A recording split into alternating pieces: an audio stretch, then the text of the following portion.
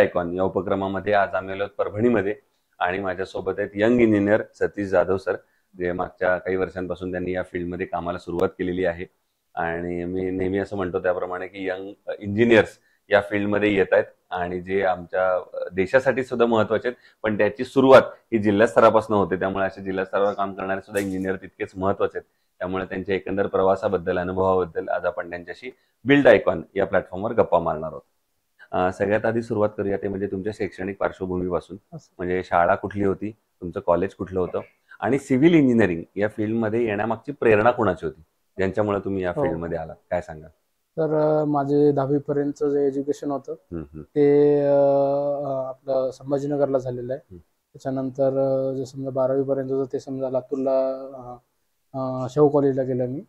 आणि त्यानंतर परभणीमध्ये इंजिनिअरिंगला ऍडमिशन घेतलं सिव्हिलला ऍडमिशन घेण्याचं कारण हे सर की माझे वडील आधीपासूनच कन्स्ट्रक्शन लाईनमध्ये होते.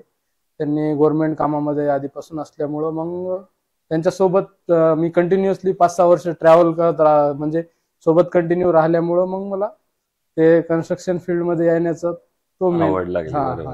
पण मग मला नेहमी असं वाटतं जेव्हा वडिलांची कारकीर्द त्याच फील्डमध्ये असते तेव्हा त्याचं दडपण येतं का त्याची मदत होते? नाही सर, वडिलांचं तर असंच म्हणणं होतं की तू काहीतरी सेकंड ऑप्शन, दुसरा काहीतरी ऑप्शन पहा, त्याच्यापेक्षा बेटर ऑप्शन काहीतरी बघ. पण ते मदत त्यांची म्हणजे 100% मदत आहे, कारण की जे बेस आहे सगळा पूर्ण त्यांचा सगळा बॅकअप त्यांचाच आहे. बरोबर. कारण की त्या कन्स्ट्रक्शन फील्ड मध्ये त्यांच्या बॅकअप शिवाय काहीच होऊ शकत नव्हतं. बरोबर.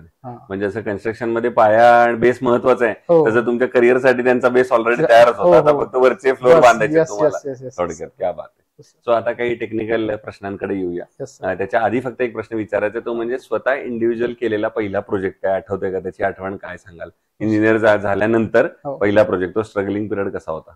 सर, स्ट्रगलिंग पिरियड म्हणजे जरी वडील कन्स्ट्रक्शन फील्ड मध्ये असले तरी प्रत्येक फेज मध्ये स्वतःला आपल्याला तेवढा स्ट्रगल करून पहिला प्रोजेक्ट मिळवणं ते गरजेचंच आहे.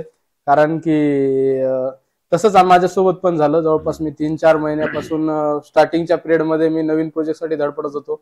मग मला G+1चा एक प्रोजेक्ट भेटला.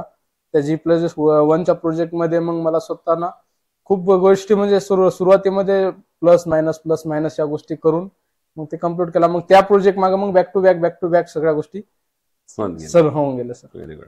आता तुम्ही फील्डवर काम करताय तेव्हा तुम्ही एक कायम गोष्ट बघितली असेल, ती म्हणजे या क्षेत्रामध्ये कामगार हा केंद्रस्थानी आहे आणि कामगारांमध्ये अकुशल कामगारांचं प्रमाण फार मोठं आहे. तर अशा अकुशल कामगारांबरोबर काम करणं हे कितपत धोकादायक आहे असं तुम्हाला वाटतं आणि तुम्ही कसं काम करता? सर, म्हणजे ज्याला आयडियाच नाहीये कन्स्ट्रक्शन फील्डमध्ये किंवा तो कच्चा आहे, परिपक्व नाहीये, त्या लोकांसोबत काम करणं हा खूप रिस्की पार्ट आहे सर.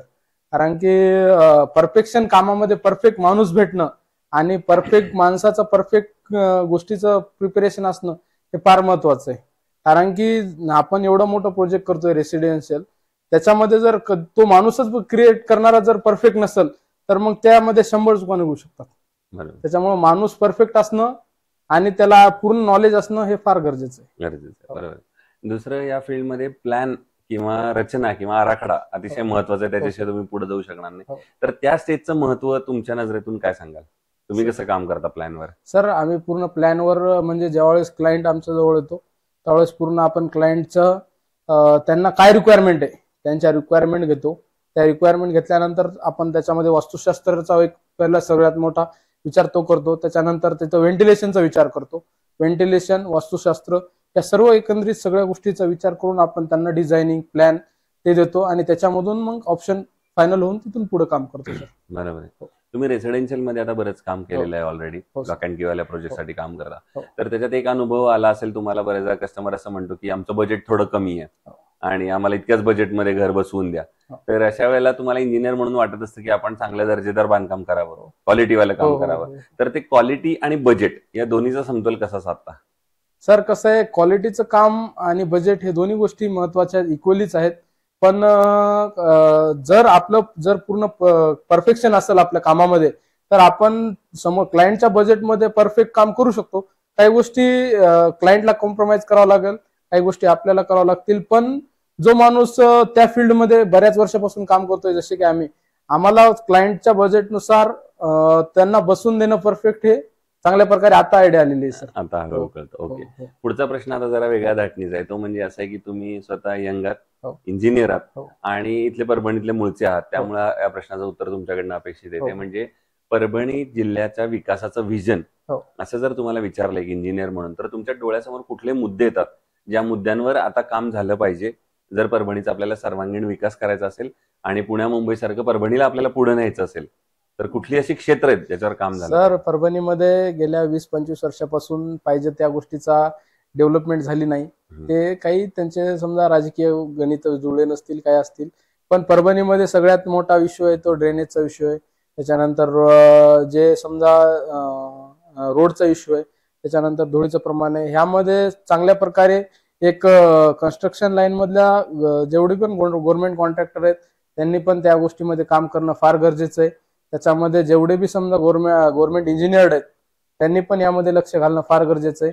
आमचे प्रयत्न तर असतातच की आम्ही वारंवार जेव्हा जेव्हा जिथं जिथं संधी भेटेल तिथं तिथं आम्ही ते करतोच, पण त्यांचं बी लक्ष असणं फार गरजेचं आहे. हो सर. पण अशा वेळेला शासन काय पावलं उचलू शकतं किंवा इंजिनियर्सनी काय पावलं उचलली पाहिजेत? हे जसं तुम्ही म्हटलं धुळीचं साम्राज्य कमी करणे किंवा याच्यासाठी काय पावलं उचलू शकतील? सर शासनाचं हा म्हणजे म्हणजे त्यांचं बघण्याचा दृष्टिकोन म्हणजे त्यांनी इथली जी बेसिक गोष्ट आहे की जी परभणीमध्ये जे रोड जर समजा एक्सपांड झाला पाहिजे, रोड जे छोटे, रोडची साईज छोटे आणि ट्रॅफिक मोठी आहे, तर या दृष्टिकोनानं त्यांनी जे पूर्ण रोडची साईज वाढवली पाहिजे.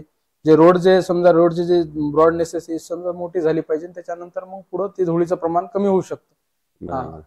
त्यामुळे हे महत्वाचे मुद्दे. दुसरं आतापर्यंत काम केलेल्या प्रोजेक्ट पैकी एखादा आयकॉनिक प्रोजेक्ट आठवतोय का की जो करताना एक वेगळा आनंद होता किंवा समाधान होतं किंवा काहीतरी वेगळं केलंय आपण त्या प्रोजेक्टमध्ये? हो तर आता सर मला जवळपास बऱ्याच वर्षापासून मी करतोय या फील्डमध्ये.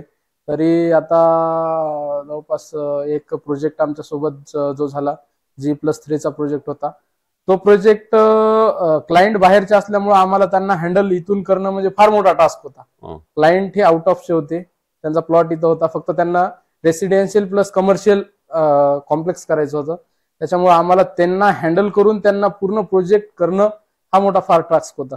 त्याच्यामध्ये बराच वेळ गेला, कारण की त्यांनी तितक्या बाहेरून येऊन आमच्यावर विश्वास दाखवणं ही फार मोठी आमच्यासाठी संधी होती आणि ती संधी आम्ही कंप्लीट केली सर. या बात. हो सर. दुसरं या फील्डमध्ये आता जे तुमचे मित्र पुढचे येत आहेत, ज्युनियर्स येतात, त्यांना काय सिनियर म्हणून सल्ला द्यायला फील्डमध्ये येण्यापूर्वी? सर त्यांना सिनियर म्हणून सल्ला देण्याचं एवढंच राहील की जे करताय ते पूर्ण परफेक्शन म्हणून करा आणि जेवढं प्रॅक्टिकल नॉलेज घेता येईल तेवढं प्रॅक्टिकल नॉलेज महत्वाचं आहे सर. कॉलेज लाईफ मध्ये काही ठिकाणी प्रॅक्टिकल नॉलेज असतं, पण काही ठिकाणी प्रॅक्टिकल नॉलेजची कमी पडते. प्रॅक्टिकल नॉलेज जेवढं घेता येईल तेवढं समजा तेवढं चांगलं आहे त्यांच्यासाठी. बरोबर. दुसरं कन्स्ट्रक्शन मध्ये स्टील जेव्हा आपण निवडतो तेव्हा त्याचे काय पॅरामीटर्स तुम्ही बघता आणि मग ठरवता की हे स्टील चांगलं आहे, हे घेतलं पाहिजे? सर आपल्या सर्वात पाहिजे म्हणजे स्टील म्हणजे कन्स्ट्रक्शन फील्ड मधला एक हार्ट आहे सर. बरोबर. आणि त्याच्याशिवाय ती बिल्डिंग होऊ शकणार नाही. तर हा महत्वाचा आहे. त्याच्यामध्ये आपण कंपनी कोणती फील्ड चूज करतोय, त्या कंपनीचं नाव किती मोठं आहे, त्या कंपनीचा एक बेस किती मोठा आहे, हे गोष्टी बघितल्या पाहिजे. त्यामध्ये कंपनीचा काय क्वालिटीचा प्रोजेक्ट बनवते, कंपनी कोणता रेशो वापरते, काय काय वापरते, कंपनीचा जे स्टील आहे तो स्टील म्हणजे किती, त्याच्यात लवचिकता किती आहे, हे किती आहे, जेणेकरून त्याच्यामध्ये भविष्यामध्ये स्टील म्हणजे जे कॉन्ट्रॅक्टर तिथं काम करणार आहे, जे मिस्त्री काम करणार आहे, त्याला ते सगळं RCC स्ट्रक्चर बनवताना त्याला त्रास नाही झाला पाहिजे. या सगळ्या गोष्टीचा आपल्याला विचार करून स्टील कंपनी चूज करावा लागेल. बरोबर. आणि आयकॉन स्टील तुम्ही कधी वापरलंय का आणि तुमचा अनुभव कसा आहे प्रॉडक्ट म्हणून आणि सर्व्हिस म्हणून? सर आयकॉन स्टील आम्ही आता लास्ट म्हणजे एका 2 प्रोजेक्ट मध्ये आम्ही लास्ट 2 प्रोजेक्ट मध्ये यूज केलाय. आयकॉन स्टीलची क्वालिटी पण चांगली आहे. मार्केटमध्ये आयकॉन स्टीलचं नाव चांगले असल्यामुळे क्लायंटला आम्हाला जास्त एक्सप्लेन करावं लागत नाही. ते बाकी कंपन्यामध्ये करावं लागायचं, पण स्वतःच कंपनीने एवढी मार्केटिंग चांगली केलेली आहे की आम्हाला क्लायंटला तेवढं एक्सप्लेन करून सांगावं लागत नाही. आणि सर्व्हिस बाबत म्हणताय तर सर्व्हिस A1 आहे सर आणि क्वालिटी पण चांगली आहे. सो हे होते यंग इंजिनियर सतीश जाधव. आणि मी सुरुवातीला म्हटलं तसं त्यांनी आता या करिअरच्या पहिल्या टप्प्यात येते, पण अजून भविष्यात सुद्धा असेच आयकॉनिक प्रोजेक्ट तुमच्या हातून घडावेत याच आयकॉन स्टील तर्फे मनपूर्वक शुभेच्छा.